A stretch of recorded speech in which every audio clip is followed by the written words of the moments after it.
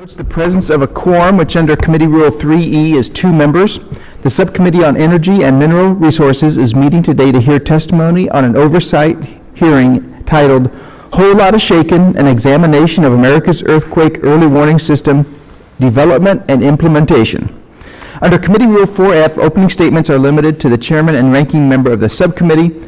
However, I ask unanimous consent to include any other members' opening statements in the hearing record if submitted to the clerk by close of business today. Hearing no objection, so ordered.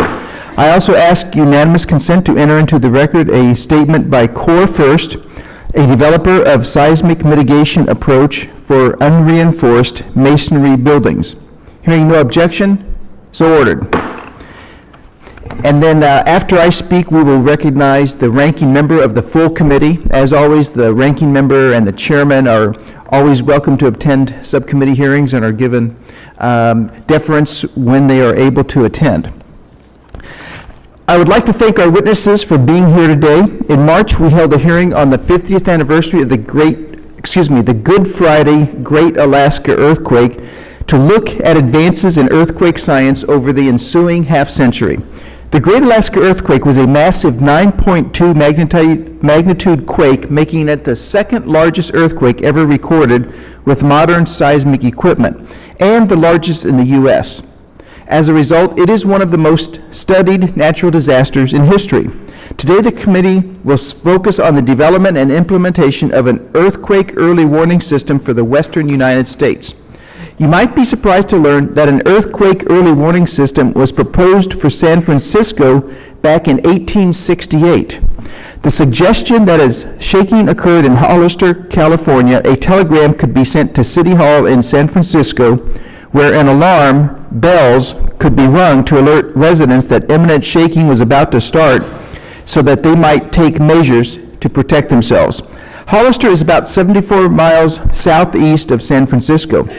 Even back in the 1860s, scientists knew that an electric signal transmits more quickly than seismic waves caused by an earthquake.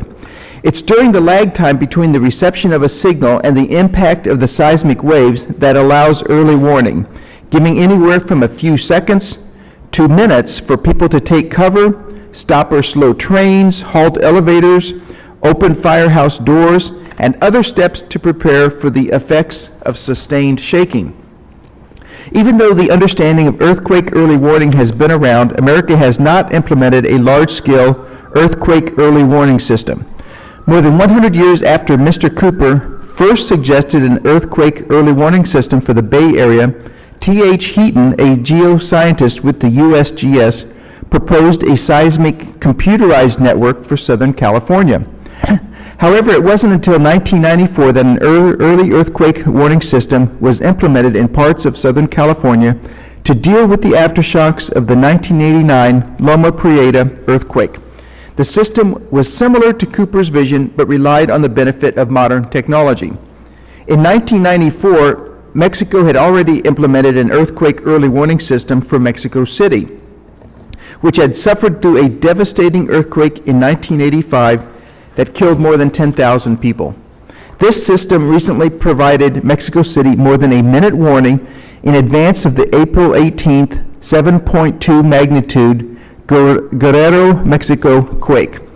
Japan is the only country that has a nationwide earthquake early warning system. The system allowed the Japanese transit system to shut down every train so that not a single derailment occurred as a result of the great 9.0 magnitude Honshu quake in 2011. In light of this proven record of success, the question is, why isn't America there yet? While recent developments in the U.S. illustrate that we are finally moving in the right direction, on April 25th, 2014, the first regional earthquake early warning system was launched in the United States. The system is a private-public partnership between Imperial County and Seismic Warning Systems, and also the USGS and a coalition of universities are currently developing an earthquake early warning system for the western United States. The research is funded by the Gordon and Betty Moore Foundation and the USGS. We simply aren't there. I have had deep concerns for a number of years over the breadth of responsibility and lack of focus by the USGS. While the Obama administration has expanded many of the programs at USGS over the last few years, touching on issues such as climate change a century from now, the lack of focus and investment in early warning for earthquakes that can strike at any moment is a deep concern. I would like to thank our witnesses for being here today, and I look forward to hearing their thoughts on earthquake early warning system in the United States. I would now like to recognize Representative DeFazio, the ranking member of the full committee, for his statement.